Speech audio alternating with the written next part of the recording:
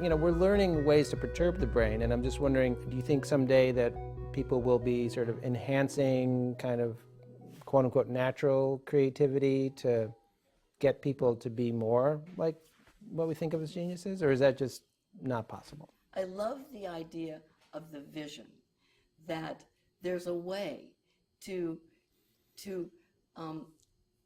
bring out the genius in all of us. And I wish that there was a way that in our educational system that we could develop ways to promote creativity. We do actually, we're pretty good at it, but we could be better.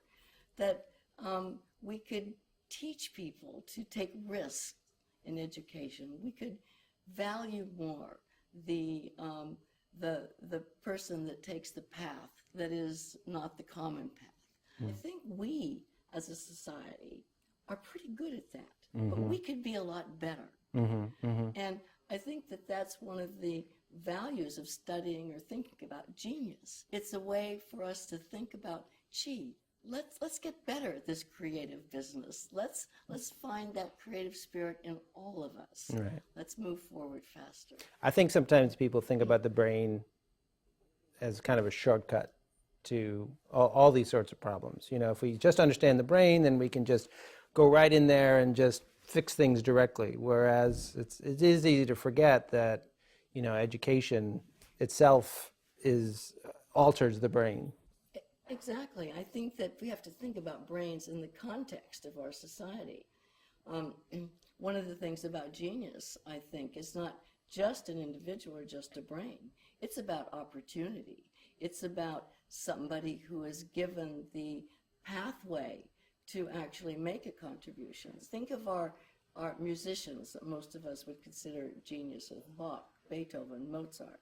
These are people that were put in positions that allowed them to be creative. The creative spirit comes with many things other than just a brain, I think. It comes with opportunity, it comes with resources, it comes with attitude. Again, I like the idea of not thinking of it as something that targets an individual and separates them, but something that joins us together as a quality that belongs to all of us. Well, because it is true that when people talk about geniuses, they are other. They're almost freakish.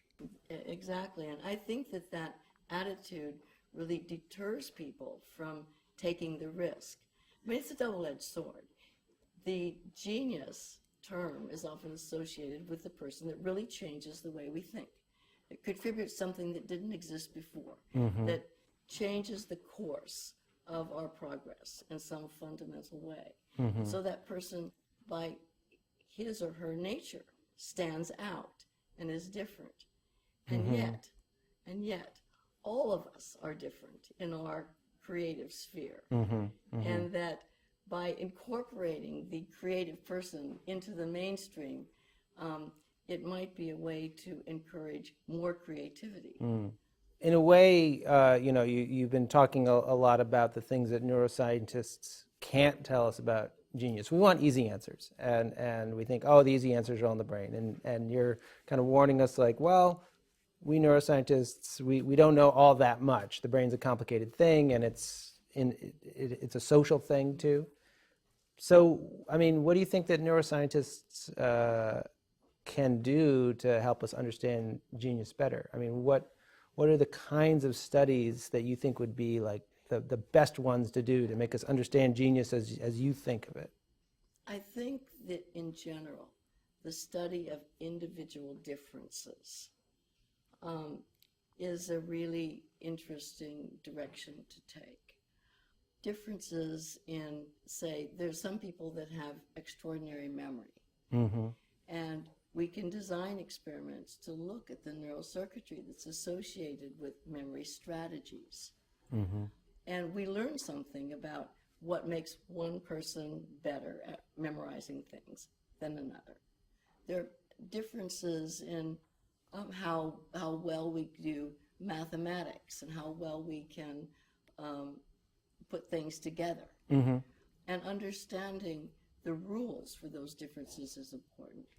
For example, one of the things that neuroscientists have taught us recently is that the parts of the brain are all so richly interconnected, and the extent to which they are connected has a great deal to do with function.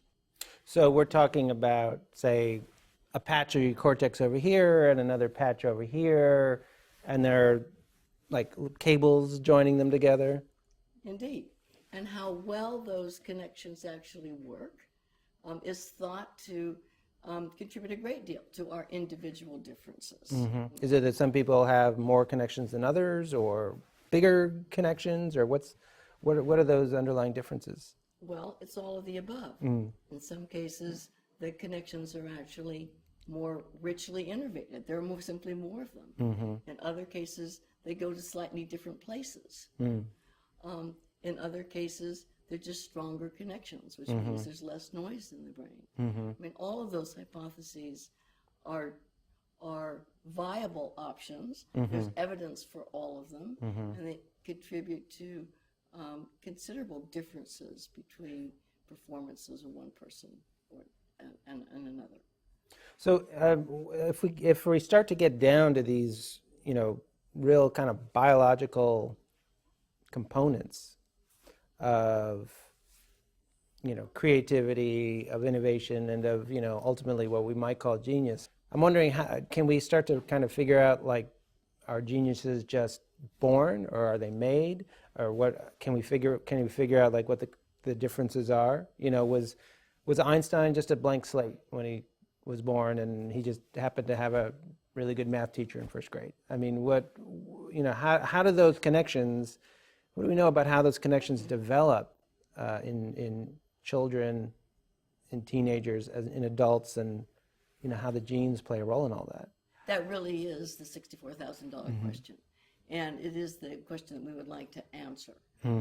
How does the brain do it, and how do we help the brain do it better? I think that your question really raises another really important point, and that is how much bigger our questions are than our science and our methodology. We need a genius to figure this one out, because we need to be able to answer those kinds of questions faster, we need to answer them better, and we need to apply them to our lives.